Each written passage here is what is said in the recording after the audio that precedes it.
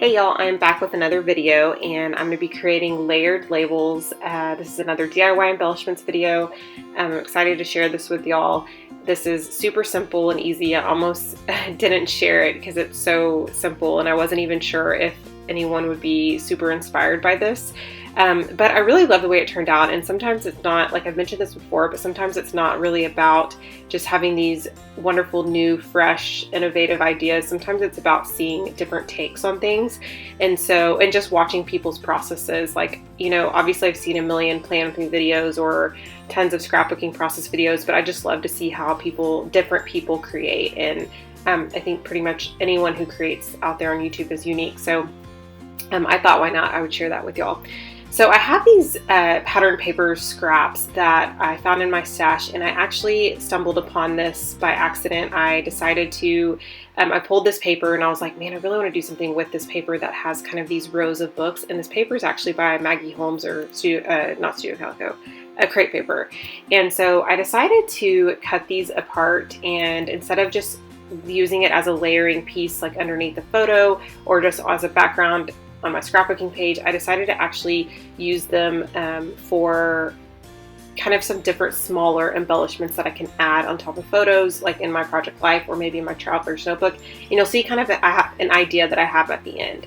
The first two embellishments that I created were just kind of stacked books, and I kind of made it look like they were stacked by adhering them together and offsetting them and then adding a tiny text word on top.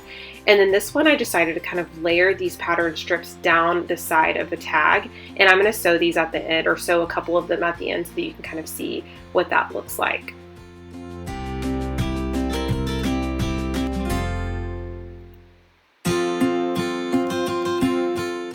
So the next idea that I had was I wanted to grab my typewriter and type right onto the like spine of these books to create fun little labels, and then maybe add them on top of something else.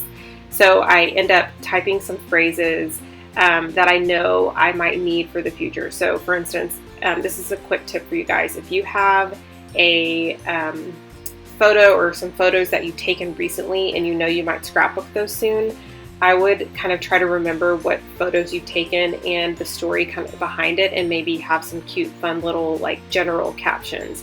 And that's what I did on these the spines of these books. And I actually chose ones where the pattern would show behind the text of the typewriter, and then I'll set the other patterns aside.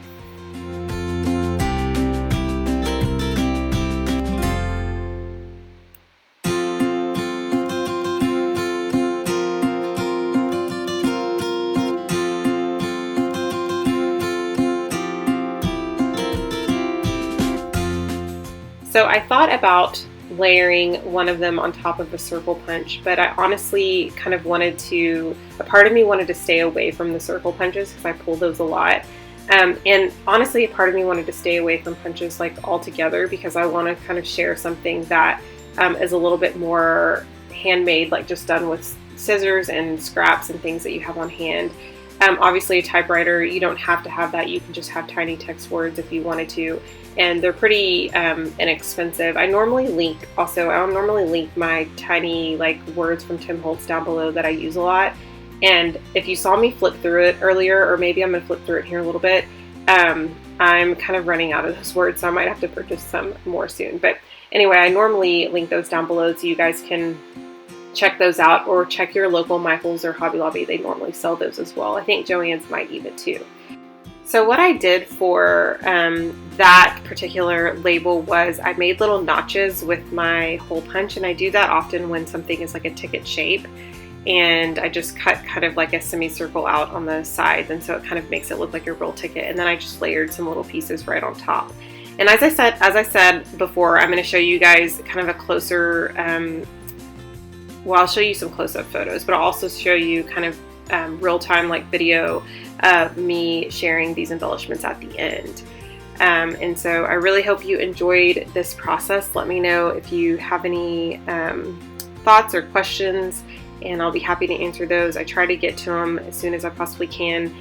Sometimes I see it super quick when I see a comment when I'm at work, kind of in between clients or whatever, but I don't really have time to like jump on and reply. So I try to do that maybe at the end of the day or something like that. But or I try to do it at another time when I'm able to. So just let me know if you have any thoughts or questions, and I hope you guys enjoyed this super simple video, and I will talk to you guys soon. Bye.